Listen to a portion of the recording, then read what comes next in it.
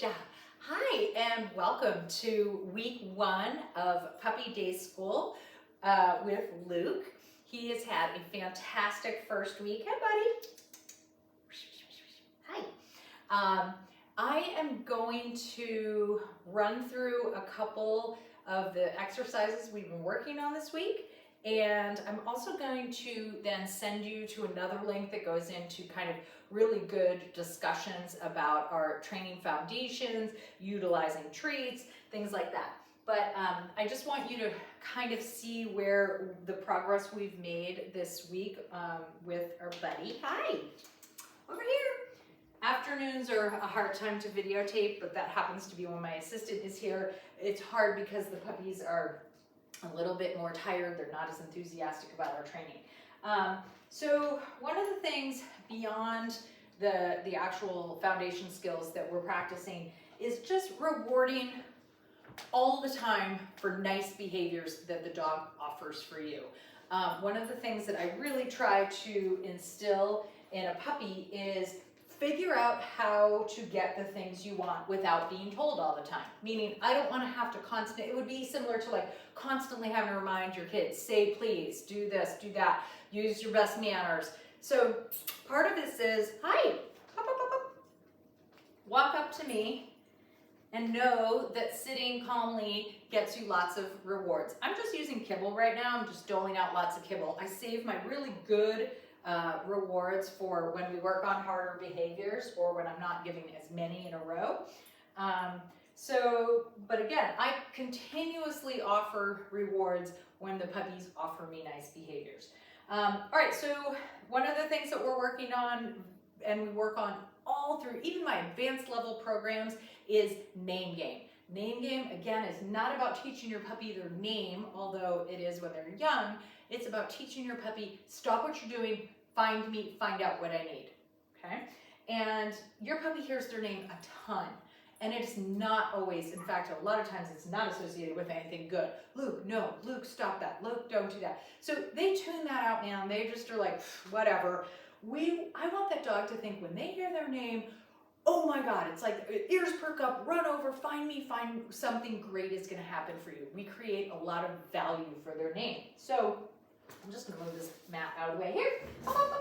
So we do a lot of like what I call treat toss a little just boring piece of kibble, and then look, yes, good job. And then as the puppy looks towards me, I say the word yes, which is what we call a marker word. It marks the exact moment the dog does the right thing.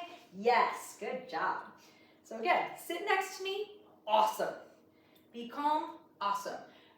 We'll do another repetition. Here we go. Go find it.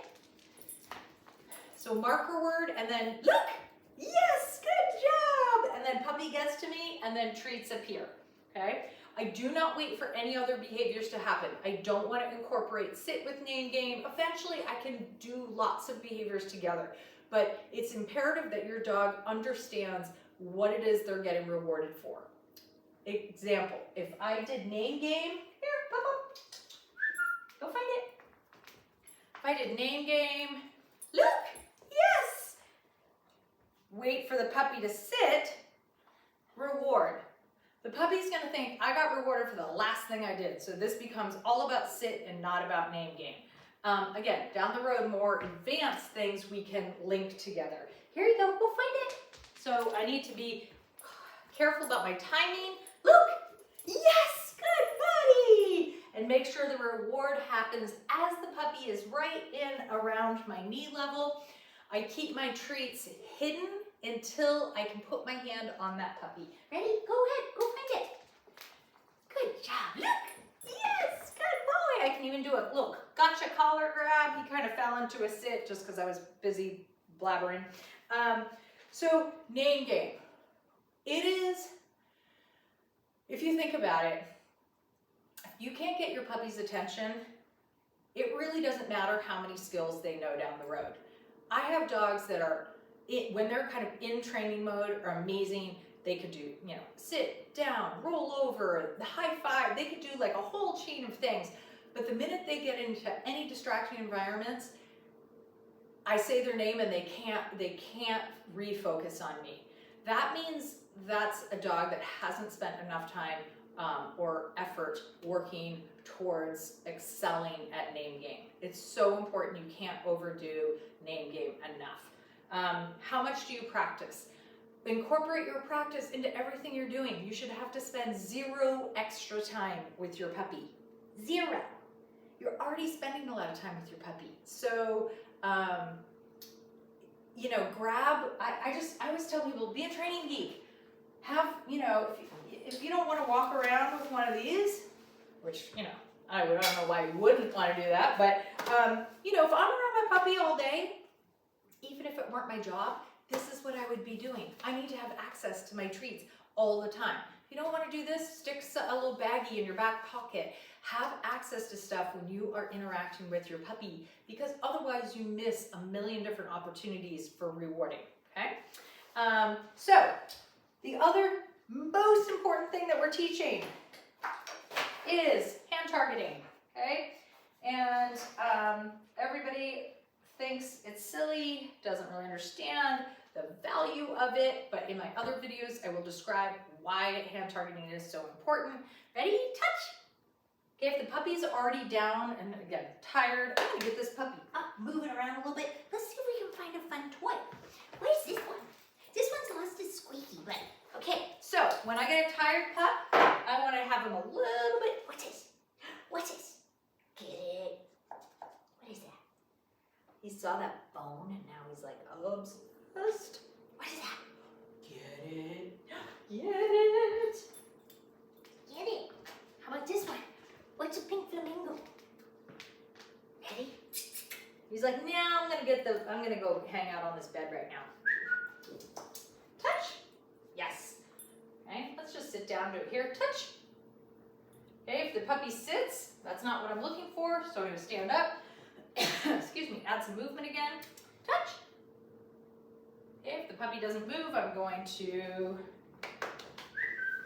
touch. Yes. All they need to do is touch their nose to the palm of my hand. Touch.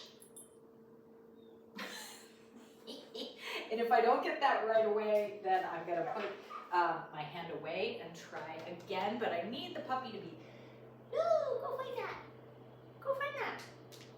I need the puppy to be standing usually in the beginning. Touch. Yes.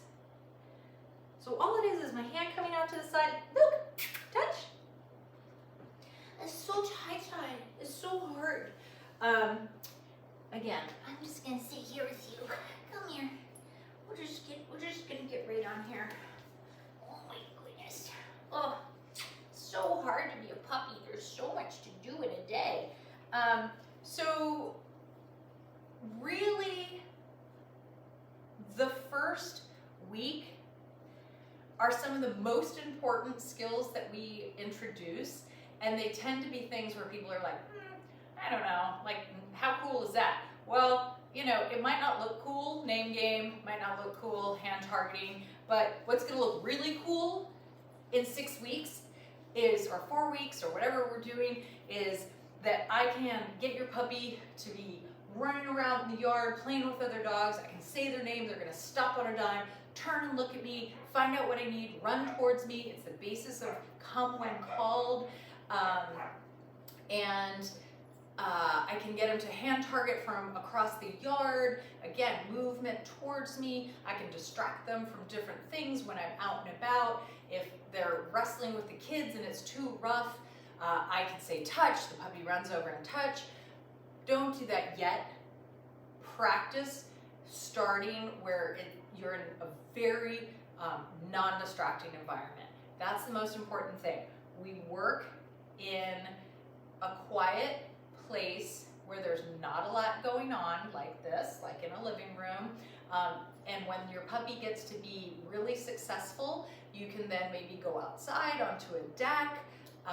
The idea is when you are working and doing repetitions with your puppy, you want to shoot for at least 85 to 90% success rate, meaning I don't want to make a lot of mistakes, because the more mistakes I make, I'm just wasting time. The puppy's not learning the right things. Make it so easy for them in the beginning and use delicious rewards. So name game, hand targeting, those are the couple things I would keep focusing on. Rewarding those nice, calm behaviors, that's going to be also key. And I can tell you, great temperament, gets along well with all the other puppies, not shy, but not overly rambunctious, settles down super nicely, sleeps well in the crate. These are all great, great things to observe week 1. He seems starving all the time, which could be a little bit of his just personality, but I'm also feeling his little ribs, and he feels a little skinny to me. Again, that's not my, I'm not a vet, but I look at how much I can feel their ribs and how much I can feel around their hip bones. And I would say I would be upping his food a little bit. I think you're doing 1 cup 3 times a day. You probably could easily go up to 1.5 cups 3 times a day. They just grow in spurts, and don't rely on what the bag of food says. Kind of rely on the size of your puppy, okay? So we will see you guys next week, and have an awesome weekend.